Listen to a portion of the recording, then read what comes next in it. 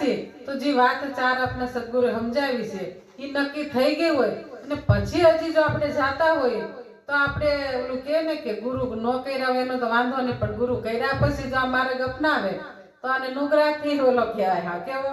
આ ઓલો કહેવાય. આને પછી કે આકાશ પાતાળમાં જગ્યા મળે નહીં. એટલે સંતો સમજાવે છે કે એક દોયરો હોય લાડવો અને એક લાડવાનો ફોટો હોય ને લાડવાની મૂર્તિ હોય. કદાચ જો ઉંદેડી આવે ને ગણપતિ બાપા મેલો એ સાચો લાડવો ને તો ન્યા ડોટું દે, ખોટા પર ડોટું દે નહીં. કારણ કે હાવ પામર જીવ કહેવાય. કેવું? હાવ પામર જીવ. આને કાંઈ ગતાગમ ન હોય. ખાલી જન્મવું, ઊંઘવું, ખાવું, પીવું અને મોત આવે ને મરી જવું.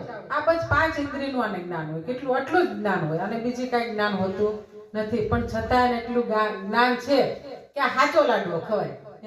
અને મનુષ્યને 14 ઇન્દ્રિયનું જ્ઞાન દીધું છે ને તોય બોલો આને હજી વાત દોઢ.